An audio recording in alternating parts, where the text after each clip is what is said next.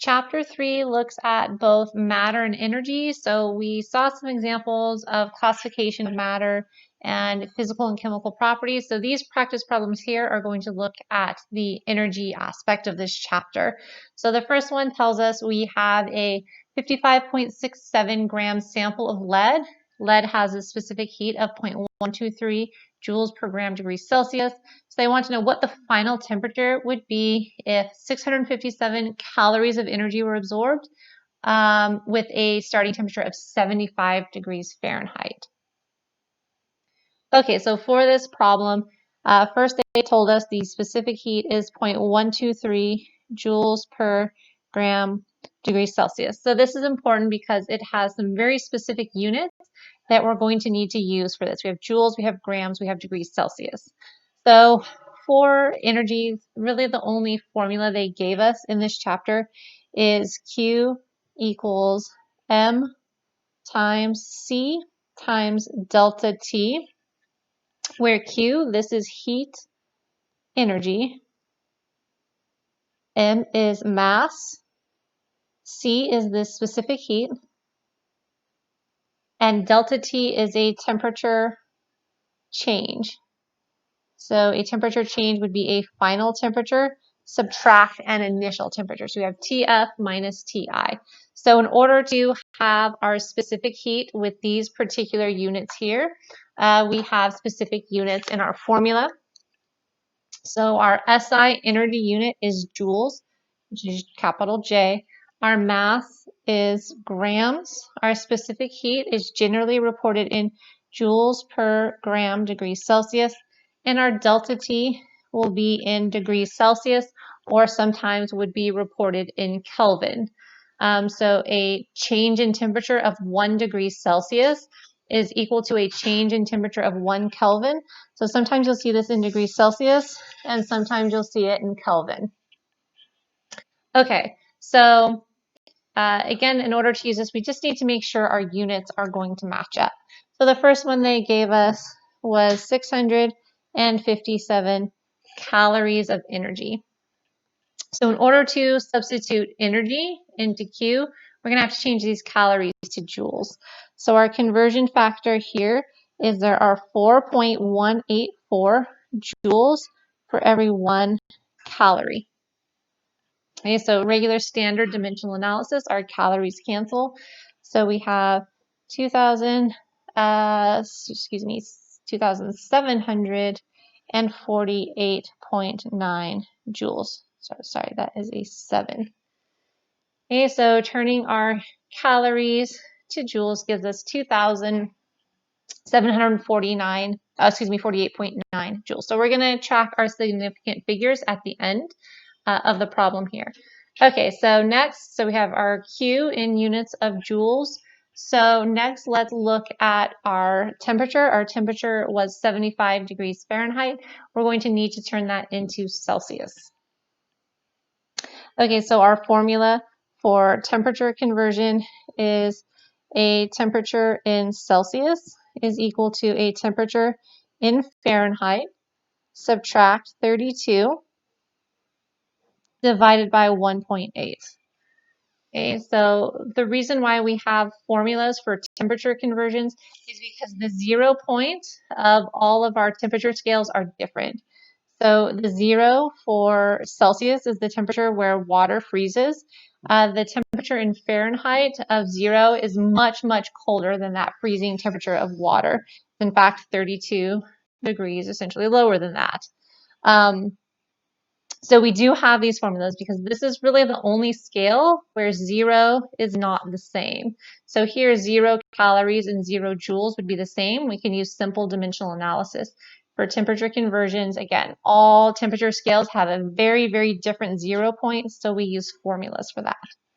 Okay, so let's plug in what we have. So we have 75, subtract 32, and divide that by 1.8. So when we convert that, we have 23.89 degrees Celsius. Again, I'm going to worry about significant figures at the end of this. Okay, so now I have Q. My mass in the problem was already in grams. I have my C. And I have my temperature in the appropriate units. So now I can substitute in. So my Q is 2,748.9 joules. So that is equal to the 55.67 grams times the specific heat of 0.123 joules per gram degree Celsius, and then multiplied by delta T. So I could substitute in my initial temperature here, but I would have to do a little distributing and a little bit of algebra here. I'm going to save myself a little bit of trouble and just solve for delta T, and then use my definition up here to just quickly solve for TF. Okay, so delta T is equal to 2,748.9 joules divided by 55.67 grams times 0.123 joules per gram degree Celsius. So joules cancels, grams cancel, and my unit is degrees Celsius. So when I solve this here, I get that we have 401.5 degrees Celsius as our delta T. So quite a huge jump in temperature there. We'll discuss that in just a minute. Okay, so this is my delta T. So just sort of want to explain a little bit here. So we couldn't take this delta T. We can't take this and convert it to Fahrenheit and use it with our 75. So when we're using these formulas here, these are measured temperature values. So it doesn't work with a delta T. So if you end up trying to take this and use this formula here, or any of your temperature conversion formulas, it's not going to work. Okay, so a delta T is different than a measured temperature here. So if we were going to take this and convert it to Fahrenheit, we would just need to multiply it by a factor of 1.8, because all we're accounting for is the differences in the scale. That's why up here I talked about that we could have units of degrees Celsius or Kelvin here, because a 1 degrees Celsius increase in temperature is the same as a 1 Kelvin increase in temperature. That's not the same for Fahrenheit. A 1 degrees Celsius increase in temperature is a 1.8 degrees Fahrenheit increase in temperature. Okay, so I have my delta T in Celsius and I have my TI in Celsius. So I'm just going to go ahead and use those. Okay, so delta T is equal to TF minus TI. So we are solving for TF. So TF is going to equal delta T plus TI. Okay, so our TF is equal to our 401.5 degrees Celsius plus our 23.89 degrees Celsius, which gives us 425.34 degrees Celsius. Okay, so we did a lot of work in this problem. So let's go back and look at what is going on with our significant figure. So let's go all the way back to the beginning. So our first thing we did was this here. So this is pretty much an exact value. So we have 3 significant figures here. So we should have 1, 2, 3 significant figures here. Okay, so 3 sig figs here. Okay, so there is a trick when converting with temperature. So it turns out whatever your measured value is, whatever you measure a temperature to, that holds true in the conversion. So for example, we measured to the ones place. So that means we're going to report to the ones place. Okay, so that's true for all temperature conversions. If we were able to measure to the tenths, like if they told us this was 75.0, then we can report an extra decimal place here. So it isn't that 3 matches 3, it's looking at the decimal place. If you measure to the ones, you report to the ones for temperature. Okay, so from above, we know this has 3. This one here we can count 1, 2, 3, 4. So again, we brought this from above from our conversion. 4, and this measured value here has 3. So again, bringing these down here, 3 sig figs here, 1, 2, 3. the 1, 2, 3, 4 here, and the 1, 2, 3 means we're rounding this to 3 sig fig, so 1, 2, and 3. Okay. So now we go down here. Now we're going to use our rules for addition and subtraction. Okay, so if we go back up, we are significant to the ones place here. So we're significant to the ones place. And we determined we are also significant to the ones place here. So both of these are significant to the ones, which means we're going to report our final temperature here to the ones place.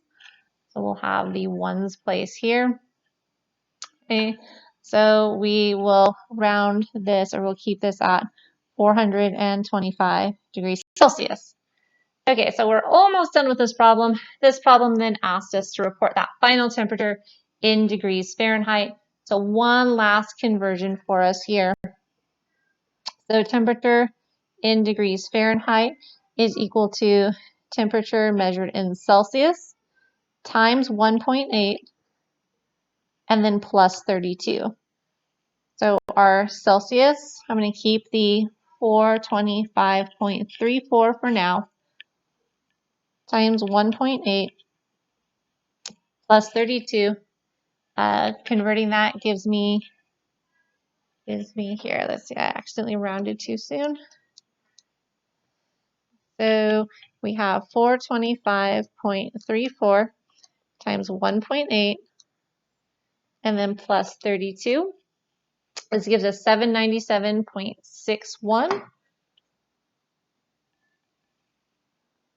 degrees Fahrenheit. So again, since we determined up here we're in the ones, all we're doing is converting. We're going to report this to the ones as well. So this is 798 degrees Fahrenheit. Okay, so that was quite a large increase in temperature from such a small block of lead. So 57 grams of lead, applying some energy, 2,000 joules worth of energy, we get a final temperature in degrees Fahrenheit of almost 800. So turns out we had such a large temperature here because lead has an extremely small specific heat. If this would have been something like water, the specific heat of water is 4.184. This would have been tremendously less than what we have here. So the smaller the specific heat, the hotter that object gets when you start to apply energy. So again, lead is one of the materials out there with the very smallest specific heat. So it just takes a small amount of energy before the lead gets really, really hot. The opposite true again is with water. With the much higher specific heat, it takes much more energy to increase that temperature of water. Water is really good at absorbing that energy before it starts to get hot. Lead is clearly very terrible at that. Okay, so the second problem, looking at energy, asks us if we had the same amount of energy from the previous problem, how many grams of ethanol could we vaporize if ethanol if it takes 841 joules per gram of ethanol. Okay, so this tells us 841 joules per gram tells us that 841 joules of energy will vaporize 1 gram of ethanol. Okay, so this is the amount of energy to cause a phase change for this particular substance called ethanol. So if you have 1 gram, you apply this amount of energy. You can take that whole entire 1 gram from the liquid phase to the solid phase. So that's what that means here. So we just want to know, again, if we have a certain amount of energy, what mass of ethanol could it be possible to vaporize? So it said to use the energy from above. So that's 650 calories. So because this is in units of joules per gram, we're going to do the same thing. We're going to convert that to joules. I'm just going to grab this from what we did before. That was our 2,748.9 joules. Okay, so this is the amount of energy we have. So again, we want to see how many grams we can vaporize with this amount here. So we're just going to use some simple dimensional analysis. 2,748.9 joules. And I'm going to take this sort of relationship of units here and use it as a conversion factor. So we know that 841 joules will vaporize 1 gram. Or for every 1 gram of ethanol we have, this is the energy required to vaporize it. I'm going to say for every 1 gram, I need 841 joules of energy. So my joules cancels with joules, and we're able to see how many grams of ethanol will be vaporized at that point. So we're going to take our 2,748.9, and we're going to divide that by the 841. So when we do that, we have 3.2686 grams. That's how many grams of ethanol. So if we go back and look, really the only, we have 2 values here. So we have, again, our 3 sig figs. So 1, 2, and 3. So again, 3 sig figs. This here measured value also has 3. So we're reporting this to 3, 1, 2, and 3. So this would be equal to 3.27 grams of ethanol. Okay, so we're going to use energy kind of in 2 ways. We can do something like this, where we're looking at how much energy is required for a particular process, like for this one, the energy required to vaporize that ethanol. Or we can look at the specific heat, like how much energy it is for a particular substance to raise the temperature of that substance. So that's really the 2 ways we use energy a lot. During a phase change, when you're sort of given a ratio here, and then not during a phase change where we use Q equals MC delta T.